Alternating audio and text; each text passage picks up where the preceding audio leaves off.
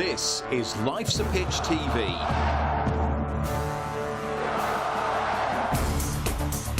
Main sponsor, DPS Tech. Also supported by Lackens, all about hearing.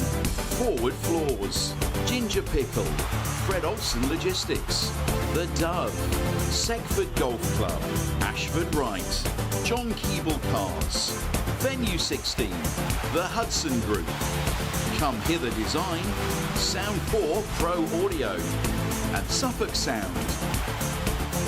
Our charities this year, Cancer Support Suffolk and the Ipswich Town Community Foundation.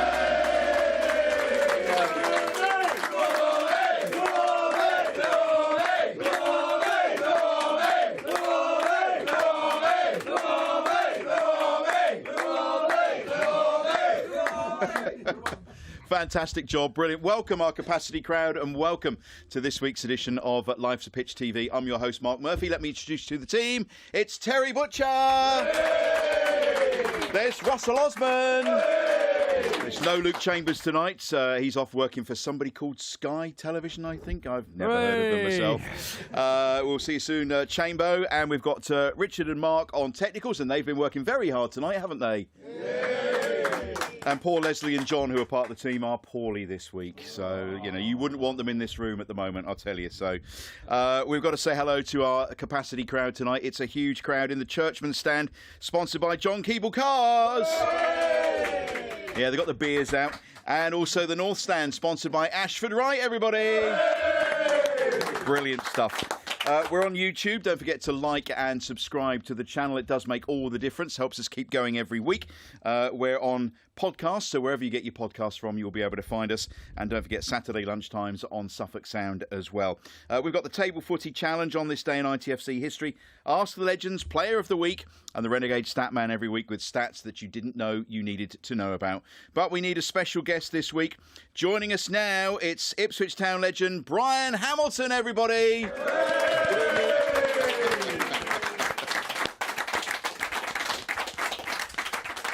You're looking very comfortable there, Bryan.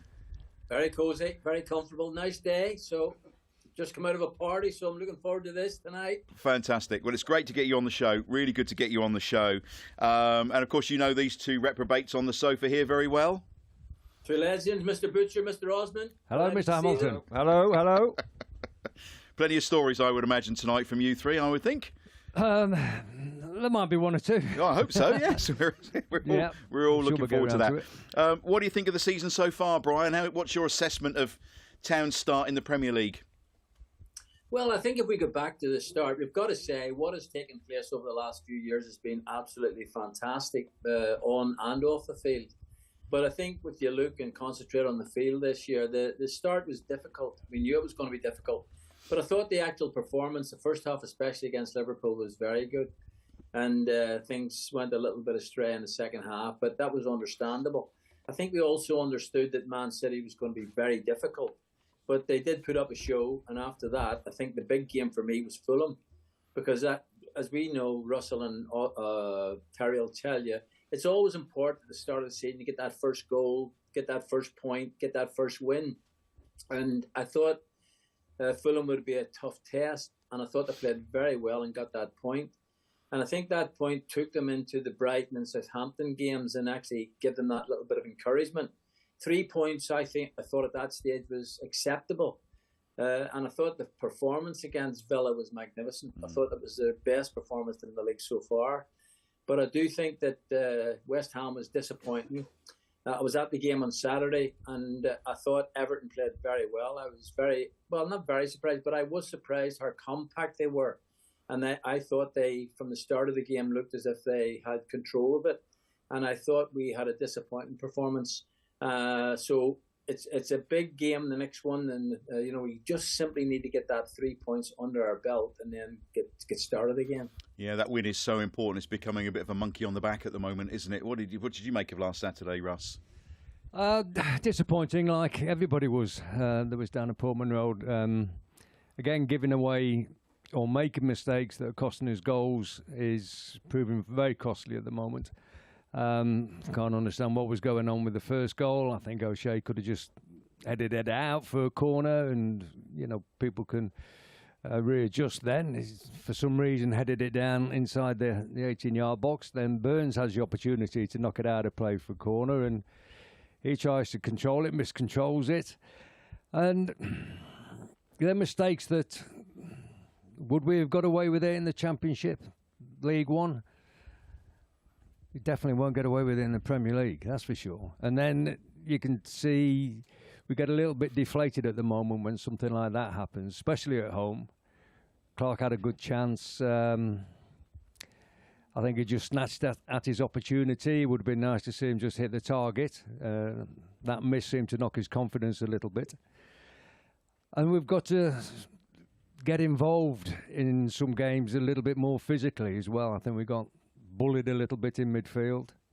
I know Sam Morsey's got 4 bookings and is worried about getting suspension, but if he's not making tackles and he's not competing, then he's not doing his job, and it's all right in being on the pitch, but he's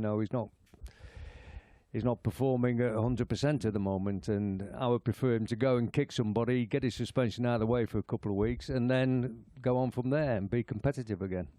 Terry? I mean, a very good friend of yours and friend of ours, Alan Hunter, Bryan, when Burns failed to clear the ball from the box, what do you think the big man would have said to him? Well, I think this is a family program, Terry. I don't think we're allowed to share that information. Yeah. And also as well, if you're at this situation now as a manager and you've gone 8 games and you sort of think, well, we haven't got a win. As a manager then, and you're in a situation, then would you be inclined to try and attempt to do something different, or would you just keep persevering with what you think is the right thing? Now, the obvious answer would be the right thing, but would there possibly be a chance of just readjusting and changing the round? Might be change the system. I don't know. That might be something he's looking to do.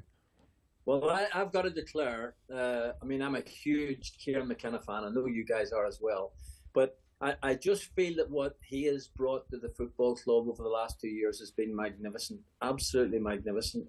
And when you speak to him and you see how he deals with touchline and deals with questions, he's a class act. And the concern for me, and Russell sort of touched on it, was on Saturday, was the first time really I was concerned. And I do think when you look at Everton, because I thought it was a great test, Everton have been at the wrong end of a few score lines this year with 2-0 up and lost 3-2. Yeah. And they've had 2 or 3 difficult seasons. But I just thought from the very, very start of Saturday's game, they bullied Ipswich more than, we expected. I thought they were very physical. Russell touched on the middle of the park. If you don't win the middle of the park, you don't win a game. Yeah. And I thought we lost the middle of the park. I felt that, and nothing to do with the lads, I think it's something that he could look at with regards to strengthening it. But I think the lap was the one who put himself about and made people feel that they were in a game. I don't feel that came from the rest of the team at all. And I do believe in the lads. I do think they're moving in the right direction. But I just felt on Saturday, matching against match with regards physical attributes to the game. Yeah. And I just felt that Everton were stronger, quicker, and did the simple things better. And Russell touched it. Too many mistakes. And at this level, you get punished. It's that physicality, Mark.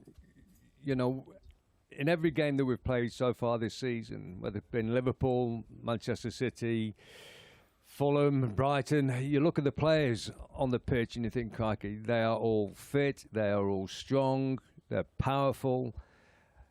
They look like they know what they're doing. They're in for a fight. They want the 3 points. I'm not saying that our lads don't want the 3 points. I know they do. But they've got to compete physically as well as technically and tactically. And at the moment, I don't think that we're matching the opposition on the physical side of things. I still think that they... I think, Russell, what you're saying, Terry, saying there, Terry, I'm looking at the Everton side, and you look at the Corey. And I mean, he is brilliant. A good example. Well, I felt for me, he was sensational Saturday. He muscled the middle of the park. He won challenges. And what he had was a terrific engine. And I'll tell you what I did notice a little bit about Everton. And maybe you guys can speak on it. But although they pass and work out from the back, they're not afraid to send it from back to front and then play from there.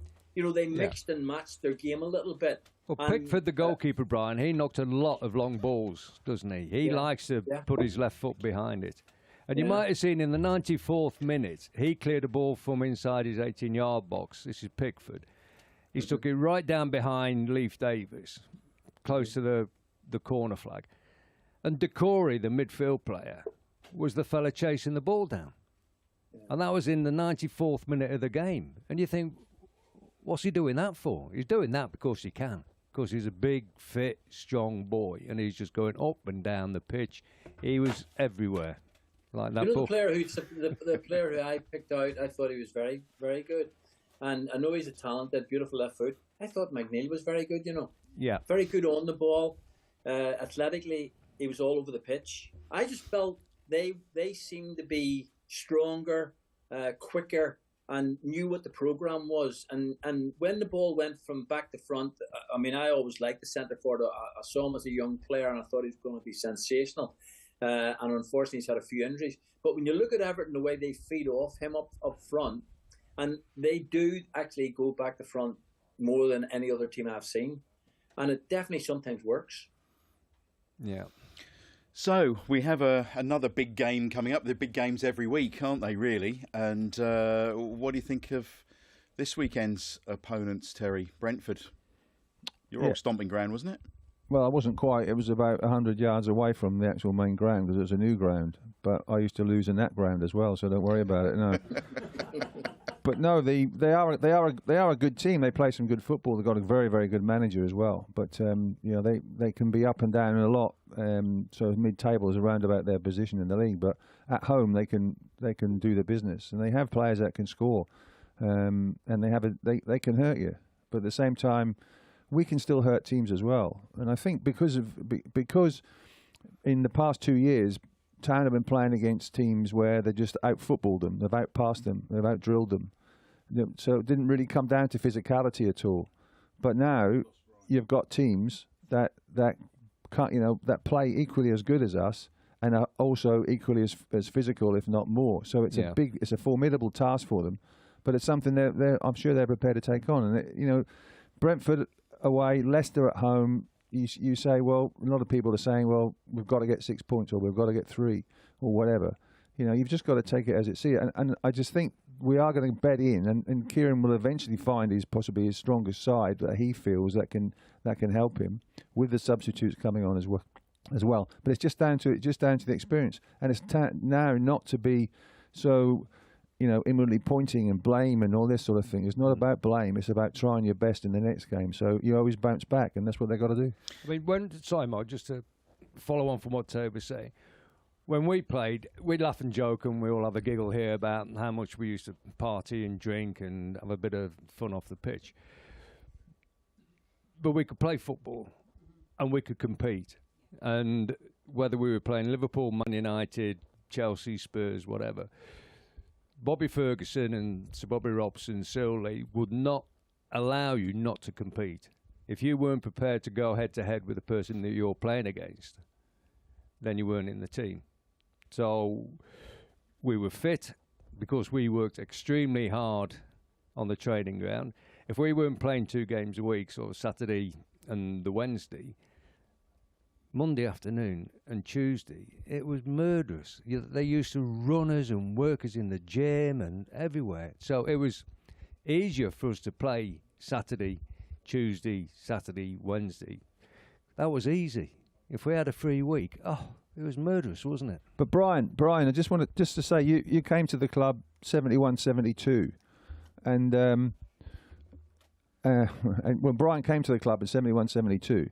That was then Bobby was then moulding the team into what he wanted it to be, and what he wanted it to be, especially to 75, because it was a great era then at that time, the building of that team. Then he dismantled it and then build the FA Cup team. So when in that squad, and the way that was built, that was very similar to us. That was how it was to us. So at the end of the day, it's all about the building of the squad, and that takes time. You can't just build a squad particularly overnight for the Premier League. You can't just everybody clicks. It's not going to click.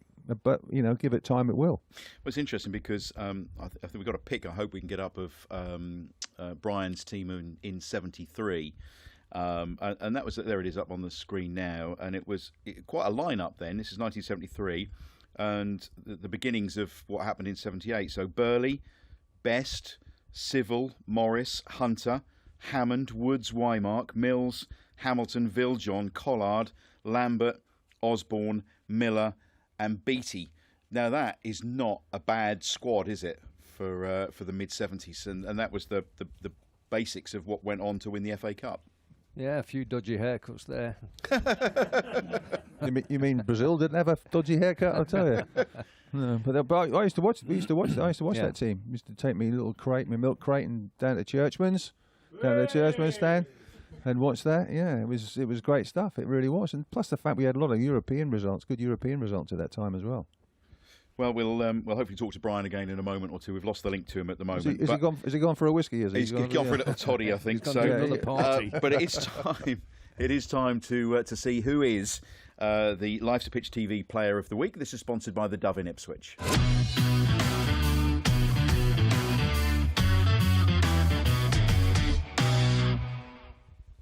Now, this is going to go towards our end-of-season awards, all of these names that we pick every week. And so far, we've had Smodics, Greaves, Delap, Ogbene, Murich, Morsey, Delap and Omari. I'll come to Smodics in a moment or two, actually. But who would you pick from the game against Everton? Should we start with you, Russ? You sure can. I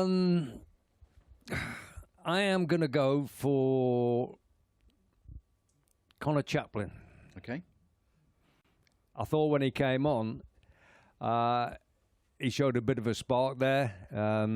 He was unlucky with the set piece, the old routine that they used to work to on the corner with Leif Davis. I just feel it would have been even better if Burns had still been on the pitch and Chaplin together at the same time. But there's a little dilemma there with Hutchinson. Where's Hutchinson's best position? Is it wide? Is it a 10?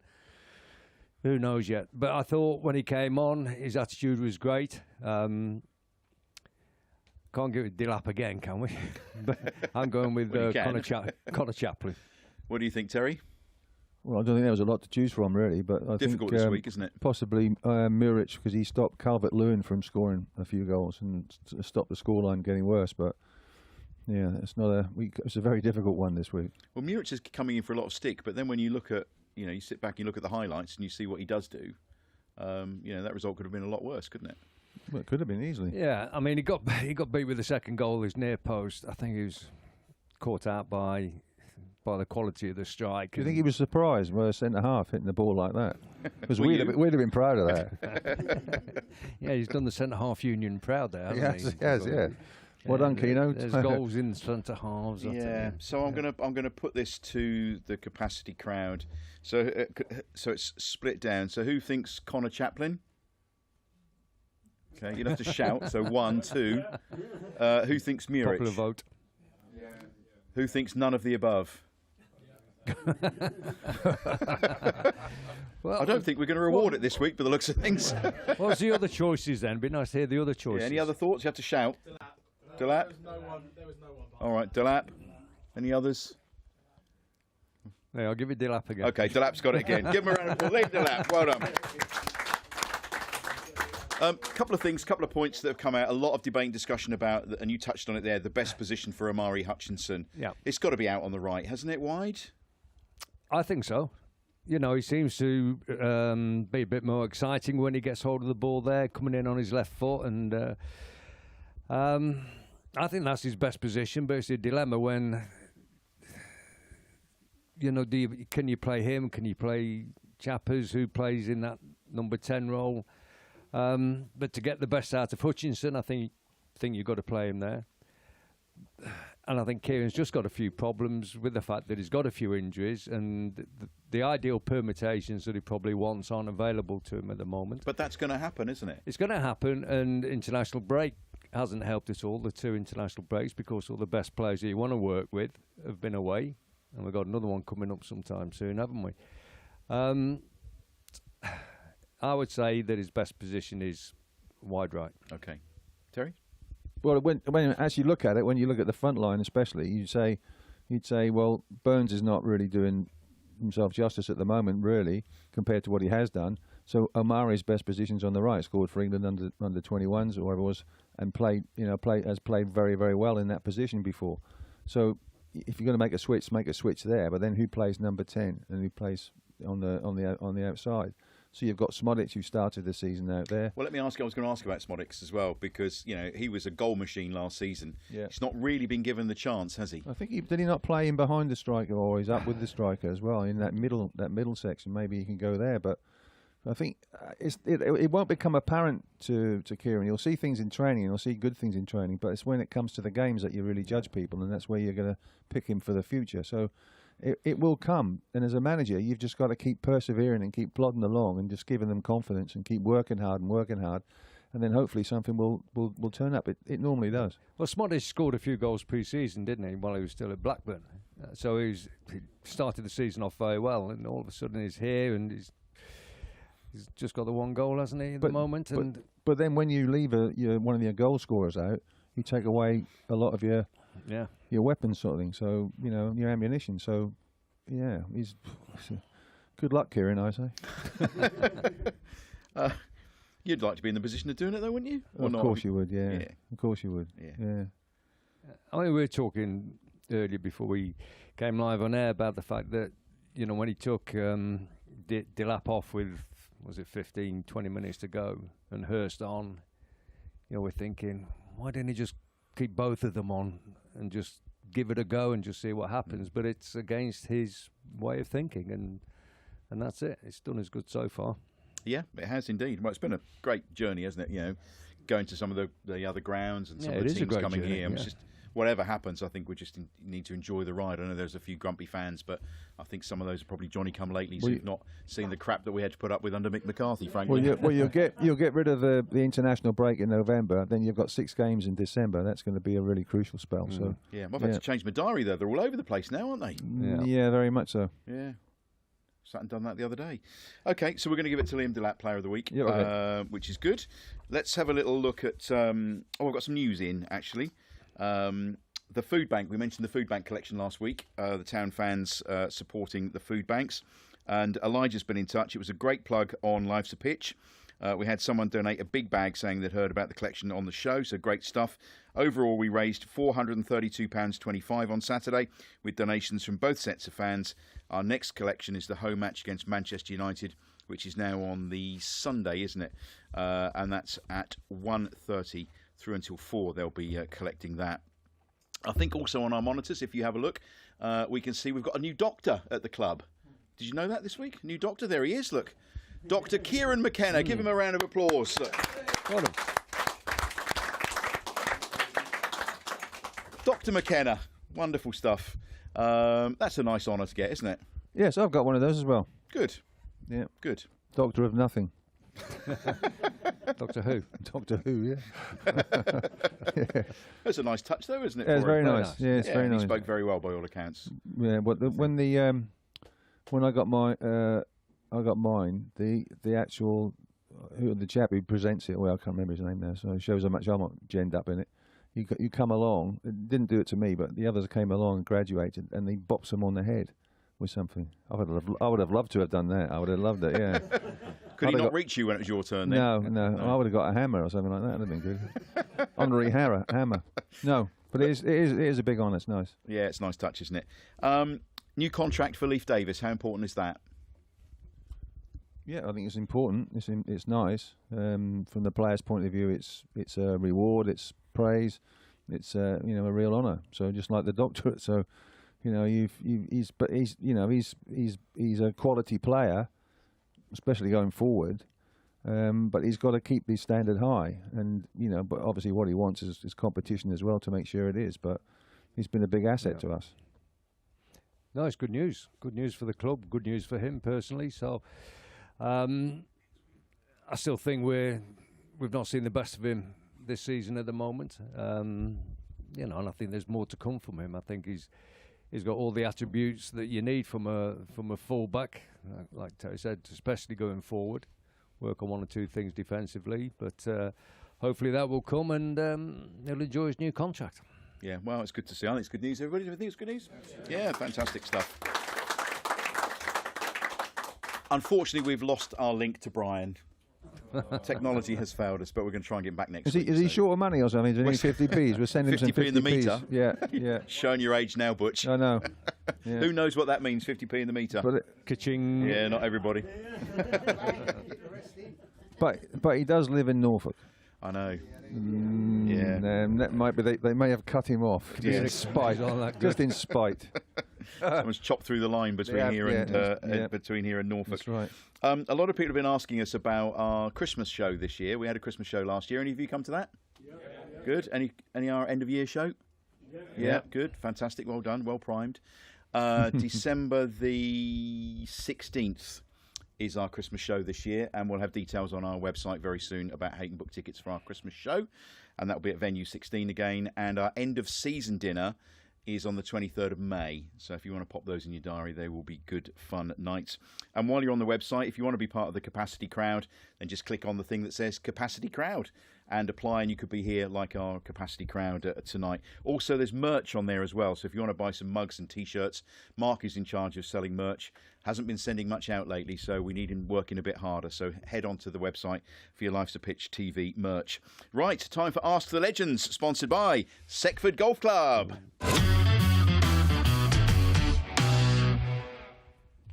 And Seckford are here in force tonight. Tony and Simon are here, and we'll find out more about what Tony's here for in a moment or two. This is a question for the two of you, and it's the best guess or the correct answer, of course. And at the moment, Terry Butcher is on 4.5, and Russell Osman is on 6.5. I hate this part. I really intensely but hate this part. I know you do.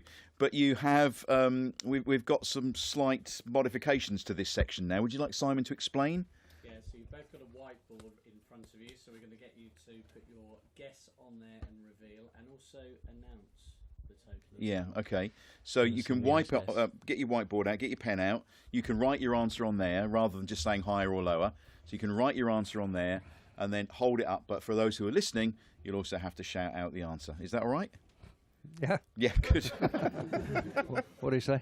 Just trying to spell it out. Simon, so there's a lot resting on this. Terry, 4.5. Russell, 6.5. Simon, what's the question? Okay, tonight's question then. Mick Mills has the highest number of appearances for Ipswich with 646. Paul Cooper is second on the list, but how many appearances did Paul Cooper have? Okay, so do you want to just repeat that again for us? So Mick Mills was the highest number of appearances for Ipswich with 646. Paul Cooper is second highest, but with how many? Oh, look at that. Russell's starting to write down. He is. Terry's looked like he sucked a lemon. I haven't, as Stevie do. 600. Okay, write it down. So who's going first this week? I can't remember. It's you, Terry, isn't it, this week? Yeah. Have you got an answer? Last bus is coming. Yeah. Okay. So the question again, Simon, is... Mick Mills' highest number of appearances for Ipswich was 646. Paul Cooper was second, or his second highest, but with how many? Okay, hold up your board and tell us what you've put down. 395. 395. Okay. Russell. 480. 480. Nice picture as well, right? Yeah. Is that Paul Cooper? Yes. Okay. So the correct answer is, very good, Russell, 490 appearances, so within 10. So that's a very point for good, Russ. Russell Osman. Very good. Starting to pull away again, Terry. 7.5, 4.5. But it's a marathon, not a sprint. And there's a long way to go. Yeah, I start doing all these stats, and I just nothing registers with me at all. Nothing, complete blank. So You've got them all in your book, haven't you? yeah, I have, but I don't actually. Yeah. I don't actually read them. Do you know, to I'm be getting honest. to the stage where I can't remember if I've told stories or not. Have I told the one about when Kevin Beattie was the answer to the question and he didn't know the answer? Did I say that? Oh, You okay. said that last week, Mark. I might say it again next week, the way things are going. Well done, we'll do that. Now, look, Simon's here from Seckford. Thank you for that, Simon. But please could you welcome Tony from Seckford, who's going to go and sit over there on Chambo's mic for us, from Seckford Golf Club. Often here doing the questions in Simon's absence. Couple of things to talk to you about tonight, and one of them is the work you do at Ipswich Town with the Dementia Cafe. Tell us a bit about that. Well, I'm a volunteer, obviously, for that. Been there now 3 years. It's something I started. My mum and dad have had dementia. My mum's not here anymore. Dad's in a home. It's the most horrible thing in the world. I've always been a bit of a doer. Can't do anything about that, unfortunately. So I saw that the club were putting on what was called then a dementia cafe. So I thought I'll volunteer for that and see what happens, because I'd love to be able to put something back into it. So I spoke to Sarah, who was leading the foundation, and said, "Do you need some volunteers?" Went down. I've been an Ipswich fan. This is my 61st year of being a supporter. Love the club. Love these guys.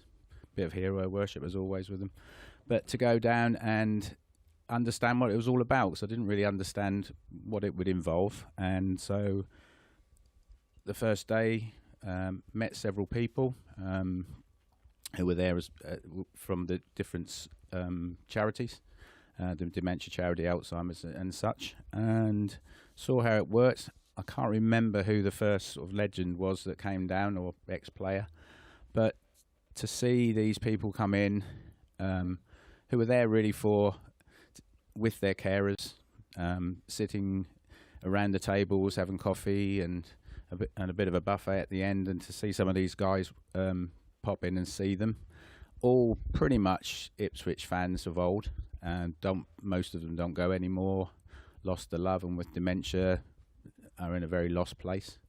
But when somebody we get them talking. We've got old programs, and to see the light on their face, the carers have the opportunity to speak to people in the caring sector to be able to support them, because that's a complete another story as well. And so off we went and running. Really, that was the start of a long story. And have you boys been along to it? Yeah. Yeah? Yeah, very good indeed. Yeah. And so it's one of the things that triggers their memories when they see the likes of Russ and Terry. I don't know, Roger Osborne's been there and lots of others as well. Yeah, it's been a good attendance on it. I think in the first sort of few months we had sort of maybe 8 or 9 people with dementia, and of course their carers, which is just as important really. And that gives them an opportunity to, for me as if you like, a volunteer who can talk all day about the history of Ipswich Town, which is very important. Because you got to engage with them. For example, I was telling Mark a little earlier that there was a guy came the other day, came with his son as it was, and he was sitting there looking very lost, which they usually do to start with, because they don't know what's going to happen. So I engaged with him and sort of, "Oh, you're Ipswich fan?" And he didn't say anything. His son said, "Yes, Dad's been coming for years and years." And I said, "Oh, you must remember Bobby Robson then." That's that. And he looked at me really blankly, and I thought, "Oh dear." So we went back to Alf Ramsey, and all of a sudden the light came on, and he was off and running, and he had the most wonderful time. And that's what it does. Shows the power of football, doesn't it? Yeah, it does. But it's very important that you engage with them, because if they sit there and you don't engage with them, then they become a bit lost. And then we pick up some memorabilia, then we show the pictures. And we've got another story about a guy who... He came with his son again as well. Very difficult. He was going back to about 1954 when he went with his dad, and his dad used to take him. Eventually, I got through to him. So, where did you stand? And then he lit up. He really did. Oh, my dad used to take me. I used to stand right at the back of the north stand, and he'd put me up on the pylons in the back of the stand, and I used to lean on another. And he went on and on and on. And he just couldn't get enough of it. And then we started to talk about the players that were playing, and then we even got onto what his old matchless motorbike that he ended up having, and all sorts of things. And they had the most wonderful time. He was at my sister's party 3 days later, And I went up to him and I said, "Oh, hi, I saw you the other day. You were at the football ground." Not a thing. Yeah. I said, "You used to stand on the north stand with your dad, didn't you?" Boom, off he went again. Yeah. And that's what it does. That's magic. That's fantastic. Yeah. Give all the volunteers and everybody Amazing, around. I think that's great. Brilliant. And it's open to anybody to go along to? Yes, it is. Yeah, Yeah. we have now. It's got to a stage of because of the success of it. I think last time there was possibly in excess of 25 people with dementia and 25 carers.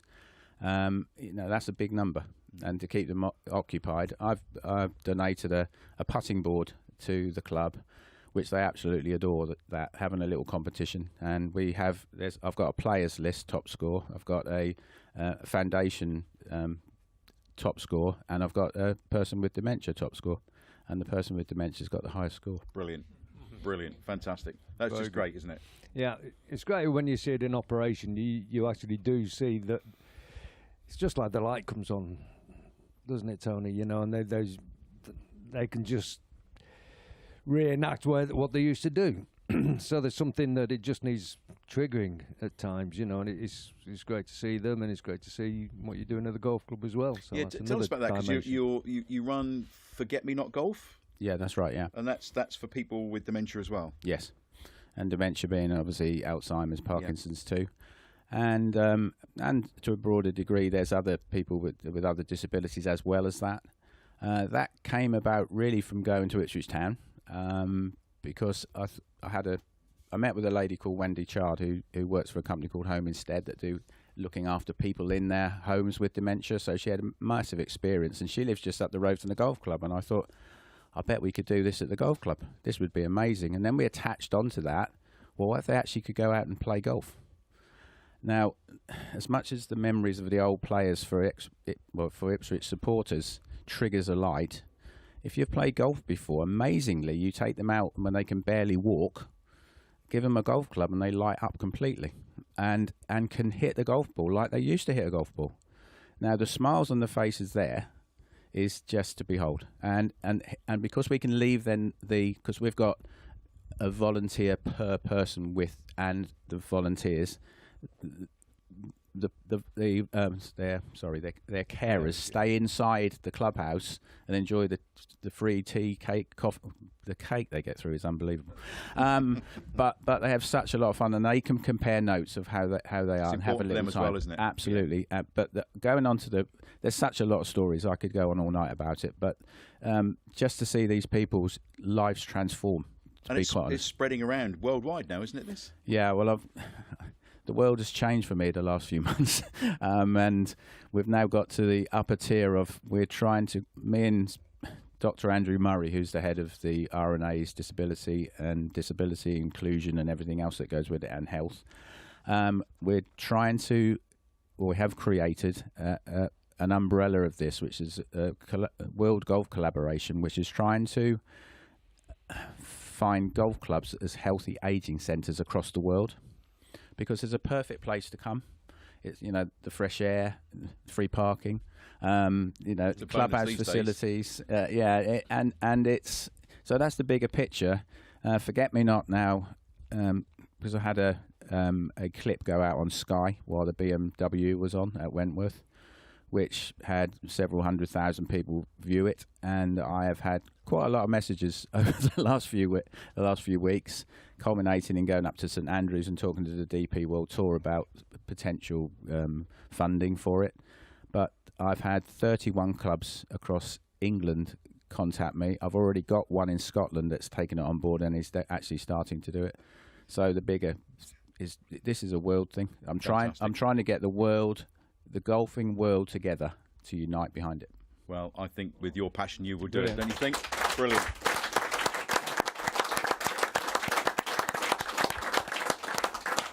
Right, Tony, don't move just yet, because it is time for our Table Footy Challenge, sponsored by Fred Olsen Logistics.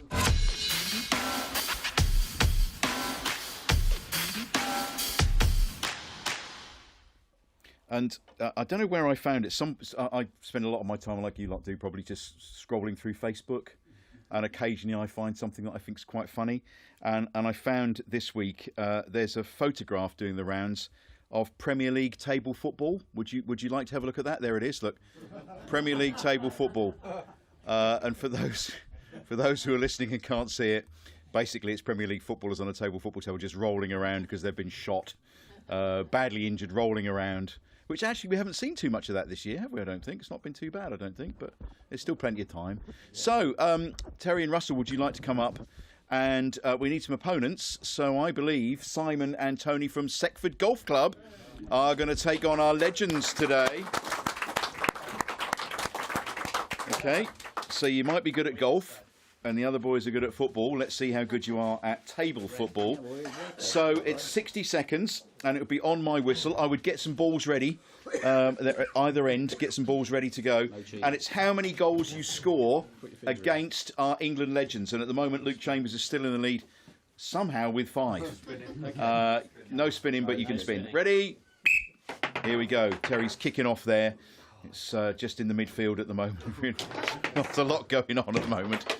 But some good shooting. Oh! It's like Alan Hunter's on the pitch.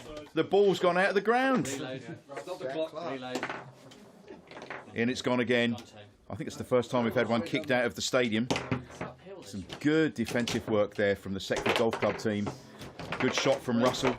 Good shot there from Simon from Seckford as well. Oh, but it's 1-0 to Terry and Russell. So the ball's gone back into play. 1-0. Bit of spinning going on there from Simon. Oh, it's 1-1. Well done, Tony. 1-1. The wrath of Terry Butcher. You've got about 10 seconds, and I'm being generous. 1-1 at the moment. You need to score a few more. No idea how No. Sorry.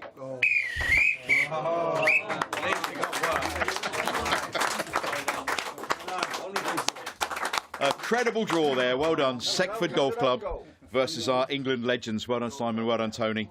And Tony, good luck with all of the work that you're doing with the subject of dementia, which I know means so much to you. Now, the Renegade Statman's been in touch. Luke Wolfenden made his 200th appearance for Ipswich at the weekend, which I think deserves a round of applause. So I like Luke. Big fan of Wolfie. It saw him become the 67th town player to reach the double century, but only the 4th Ipswich-born player to reach the milestone. Okay? So do the team want to have a guess? No prizes for this, just for fun. Do the team want to have a guess who the other 3 Ipswich-born players were that have made 200 appearances? So would you like to have a little guess on those? The audience the capacity crowd are chatting away and coming up with some ideas and things as to who it could possibly be. So Ipswich-born players who've have reached the 200 mark. Jason Dazelle. Jason Dazelle. Yep. Kieran Dyer. No. Richard Kieran's Wright. not even past 100. Yep. Was he not? One more. Roger Osborne. Nope. Titus. No. Jeff Hammond. No, not Lambert. Not Colin Harper. No. It could be all night at this rate. Not Mickey Lambert. No. Pardon? What was that over in the corner? Bryan Talbot. Wow. Noddy. Yeah. Noddy. So he got to the 200 mark. It was the Wolves game after the FA Cup final.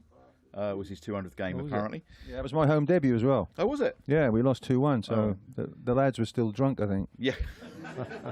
Well, thanks, lads.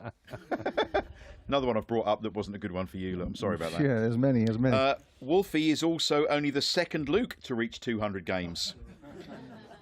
What is the likelihood of Wolfenden matching Terry, Russell and Chambers' records of 300-plus games for the town? I think he's got a good chance, don't you? I think. Yeah, he's got a good chance. Yeah. Yeah. Back in the team at the weekend. At the end of the day, he should do, really, when you think about it. But yeah, good luck to him. He did okay at the weekend as well. You know, he's been left out of a couple for whatever reason, and it's competitive there now. Yeah. Well, it's good to see, isn't it?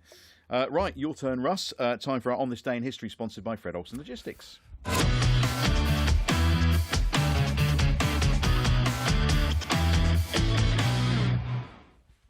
Right, on this day in history, from Dan Botton's book, I'm going to start on the 22nd of October, 1980. I know it's the 23rd today, Terry, so don't look at your watch like that, you know. You'll enjoy this. A glittering second-half performance crushed Bohemians Prague 3-0 in the first leg of the second round in the UEFA Cup. John Walk's 2 second-half goals were added to the 4 he netted in the first round to take his season's tally to an incredible 14. His deflected shot and smart finish were capped by a fierce free kick from Kevin Beattie from the edge of the box to put Town in a strong position for the return leg. Which was a very important goal from the beat. It was. It got us Because through. we lost the second leg 2-0, which we normally did. It's snowing over there as well. Very, very much so. Yeah. Tuesday, the 23rd of October, 1951, David Johnson, a powerful yet elegant centre-forward who played for both Merseyside clubs as well as Ipswich, was born in Liverpool. Signed from Everton for £200,000. Johnson scored 3 goals for England whilst at Portman Road and 46 in his Suffolk spell. Also on Saturday, the 23rd of October, this time we're going back in the day to 1954, a 3-3 Division 2 draw at Port Vale ensured Town ended a run of 10 straight defeats. Oh, my goodness. George McLucky, Great name. Wilf Grant and Ken Malcolm all scored. Kenny, brilliant. And then one final one. Wednesday, the 24th of October, 1973, Town embarrassed Lazio 4-0 in a UEFA Cup second-round tie, with Trevor Wymark scoring all 4. The speed and variety of Ipswich Town's attacks bamboozled the Romans, who resorted to vicious tackling, which saw David Johnson stretch it off. And that's the end of it. Yeah, well, it nearly was the end of it, actually. His injury was down in his nether bits, wasn't it? Yes. Yes, and very nasty it was as well, wasn't it? Near the end of it. Yeah. And he also brought a nice fashion shop to Ipswich Town Football Club. Jaunties. Jaunties. Yeah. Yeah. Did you get some clothes from there? I have bought some clothes from there in the past, yeah. Yeah, very good. Yeah. When I got engaged first time round, I bought my little engagement suit in there. Very chic, very nice. Yeah, very good. No, not you, but the Thanks. shop is very chic, yeah. Got feelings, you know. Ipswich Town women lost their first game of the season in the Cup to #United. Next up, MK Dons in the League and Cup, both at home, so a good opportunity for us to go and see them. Time for the Man v Fat results. Another good week for the Man v Fat lads, but news of the week is from the Colchester League. They're having a bit of a team reshuffle, and they're looking for some new names. You'll enjoy one of these, Terry. The proposed new team names are some old favourites. They're looking to bring back Man Titty. Oh, go on, the titties, yeah. Yeah, Man Titty. Yeah. I like them. And Pork Vale, along with Kebabadine. Oh, come on. Lardiff City. And Queen's Pork Roasters. So best wishes to the Colchester players. In the Ipswich League, Keith Fair and Alex Hammond both hit their 15% losses, losing 6 stone between them. Worth a round of applause, I think, for that. Well done, guys. This week's results. Ivory Toast 6, Galatasaray 13. The Red Hot Chubby Fellas 11, Wickham Waddlers 14. The Red Cat Funts 15, Borussia München Flapjack 5. One of these weeks is going to go wrong, isn't it? I was a bit casual about that, actually, this week. Certainly look forward to it, Mark. Yeah. Hardly Athletic 14, L'Argentina 14. So well done to the Man v Fat lads. Just a quick look ahead to the match Saturday, Brentford. What do you think, Russ? It's a tough one. Again, we've got to stop giving goals away, stop making silly mistakes. We've got to get ourselves into a game at the moment, tactically, technically, and physically. And at the moment, we just keep giving ourselves a bit of a mountain to climb, don't we? You know, so if we can make sure that Brentford don't hit us again with an early goal like they have done, 3 times they've scored within the first, 90 seconds? Yeah, they've got a habit of that, haven't they? Year, yeah. So let's hope that's not a 4th. I'm looking forward to the game. I think we've kicked up the backside a couple of times, the West Ham game and last week against Everton. So time for a bounce back. Okay. You going to predict a score? No. No, I'm not predicting the score. No. Well, can I also say as well, I think I heard that Jamie Godbold, who was the Lowestoft manager, the Trawler Boy manager, he's now going to become a coach development manager at Town. So now he becomes a tractor boy. So it's Trawler Boy, tractor boy. So Excellent. yeah, very good. We wish him good luck. Good. Yeah, good luck for that. Yeah. You've dodged the question about a score prediction, though, Terry. Come on. Well, yes, I have, and I did think that you noticed forgotten. it, but yeah. No, I'm Thinking going to about go the for tractor pulling the trawler. Go That's back right. to my old journalistic techniques of keep asking the question until you give me an answer. Yeah. Well, it might be bleak. It might be a bleak scoreline, Okay. but we hope it certainly isn't. Well, I'm going to go for 3-1 as I'm behind Beatty's Bar. Has to course. be, doesn't it, really? Yeah. One of these weeks Well, it will be. we'll go 3-1. Yeah. Well, I okay. will anyway. Will I'll you go 3-1? 2-1. I'll go 2-1. I'll go Okay. 2-1. I think it's time for Do we bounce think it's back. a win? Well, I'm saying that's the scoreline. I can't necessarily say which side it's going to fall down on. Oh, No. Terry Butcher. Well, let's be realistic. Like the last few weeks of forecast a draw, then a win, and all that sort of thing, that hasn't come. So I've just got to be realistic now. Okay. Well, hopefully that is the wrong result, but we understand. Well, I what hope you're so. I doing. hope I get stuffed. Yeah. Yes, good. Just like I do at a quiz. What was the score? 7.5, 4.5, wasn't it? Yeah. Whatever. Look, apologies that we lost Bryan Hamilton. He is going to be back. You'll be pleased to know, boys, next week. That is the least he's ever spoken, I must say. That's why he's coming on back next week. What was it? 7.5, 4.5. What did I say? There's no need for that. There's no need for that whatsoever. No need. No need. We'll get it up on neon somewhere, I think, flashing Sure you lights. will. Anyway, thank you, Capacity Crowd. It's been another warm one in here. Thank you very much. Don't forget, head to our website if you want to be part of the Capacity Crowd. We are full next week already, I can tell you, so it'll be the week after that you're applying for. We're absolutely chock-a-block next week. But go on to lifesapitch.tv, click on Capacity Crowd, and you can apply to be in the crowd there. Merch for sale as well. Do look out for tickets on sale very soon for our Christmas do on the 13th of December. And then our end of season do is actually May 23rd, so make a note in your diary for that one. But in the meantime, there's just one thing to do, and that's for me to shout, Blue Army! Blue Army!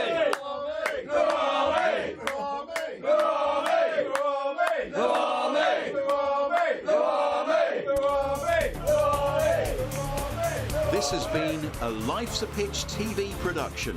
Main sponsor, DPS Tech. Also supported by Lakens, All About Hearing, Forward Floors, Ginger Pickle, Fred Olsen Logistics, The Dove, Seckford Golf Club, Ashford Wright, John Keeble Cars, Venue 16, The Hudson Group, Come Hither Design, Sound 4 Pro Audio, and Suffolk Sound. Our charities this year, Cancer Support Suffolk and the Ipswich Town Community Foundation.